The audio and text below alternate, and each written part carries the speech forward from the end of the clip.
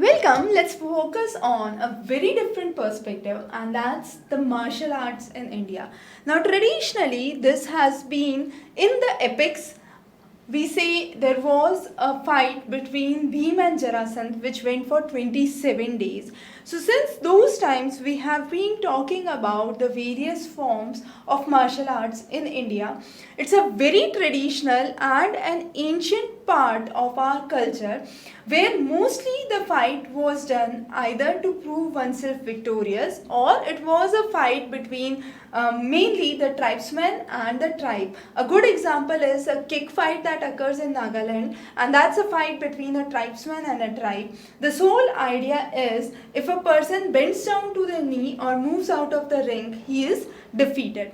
Now there are various formulations of this art that have been seen. The most important developments have been registered in South India, the most initial developments, and later on across India we have the same art with different weapons, without weapons, and in different forms by different names. So that's very important for you. Now if we talk about the Shastrakala, that is a armed fight, we talk about Dhanurvidya. Dhanurvidya is a science of archery. We talk about Svarakshakala, and that is an art of defending oneself. So self-defense is another important. Yuddhakala is a warfare. Ayudhakala is unarmed war. So there are various ways under which you are talking about the forms of martial arts. The first and the very important is Kalaripayattu, and this originates in Kerala. You have Kalari, which is a school where this training has been given for martial arts. Now there are various traditional ways that have been embarked into it, usually practiced in temples. Also, you have various gymnasiums and training institutes where training is given for this.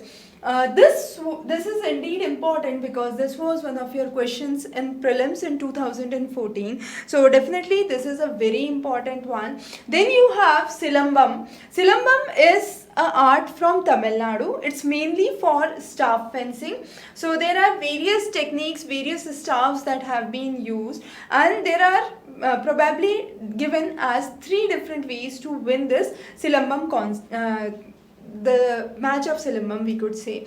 So it's a kind of mock fight that is there along with a self-defense practice. The next is the martial arts from Manipur. So there are of 2 types, Thagla and Sarit. Sarak is a kind of unarmed fight.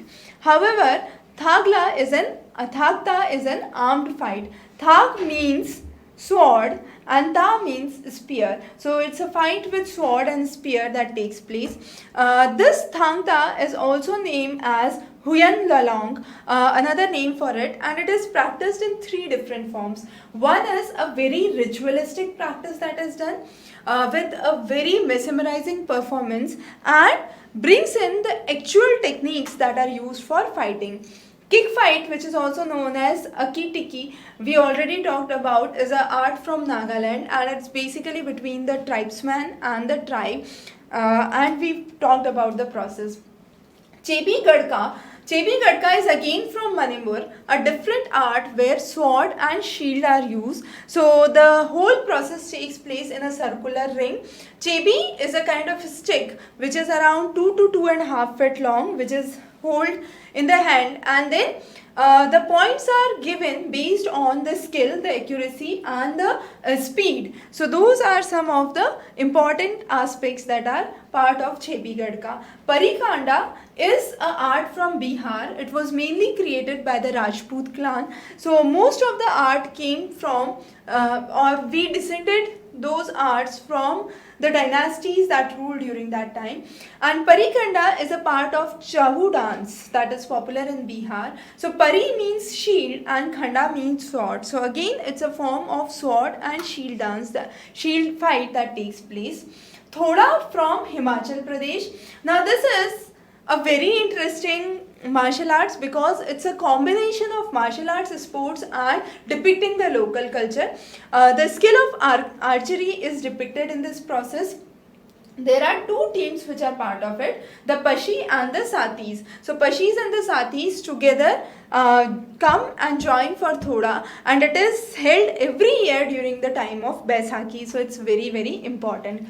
Gatka, many of you must be familiar with it. So it's a weapon based art from Punjab, so performed by the Sikhs, and this is a kind of skillful demonstration of the use of weapons.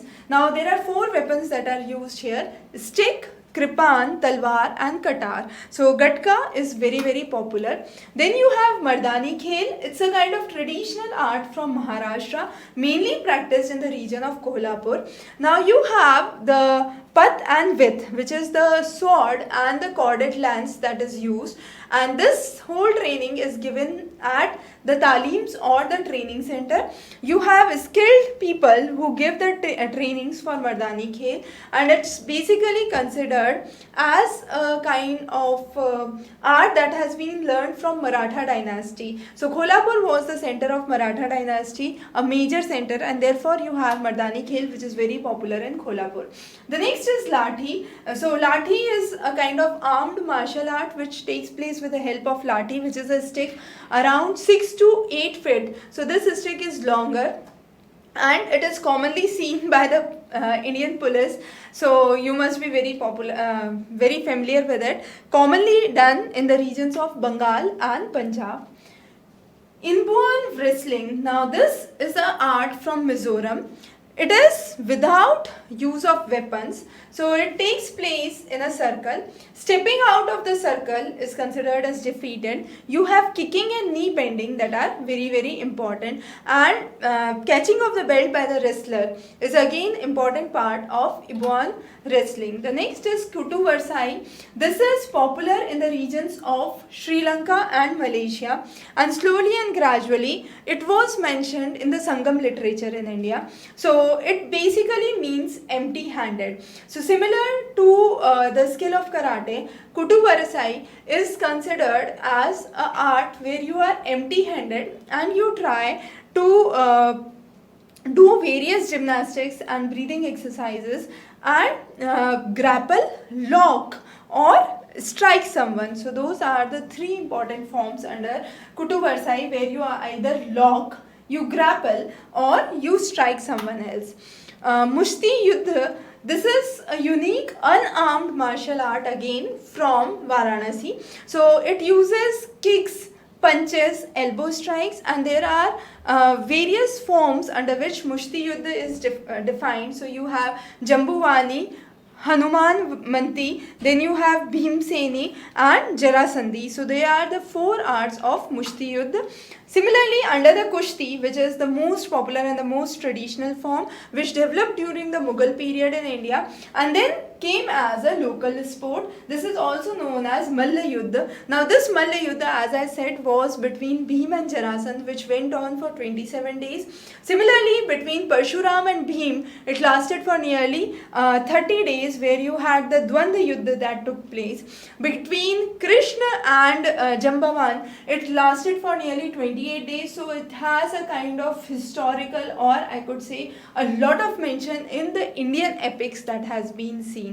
The next important is the other common arts. So from Odisha you have Pakai Akhada, that is dance and combat together. In Kashmir you have Squay, so you have a curved thin edged sword which is paired with a shield, and it is commonly used in the regions of Kashmir.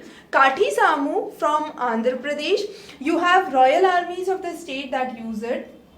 Also you have Thoda from Himachal Pradesh, Verumkai from Tamil Nadu, you have Garadi from Karnataka, Pehelwani, which is another form of wrestling which is popular throughout the Indian subcontinent. So those are some of the major martial arts that we have discussed. We would be talking about many further topics of Indian art and culture in the upcoming sessions. So stay tuned, have a wonderful day ahead.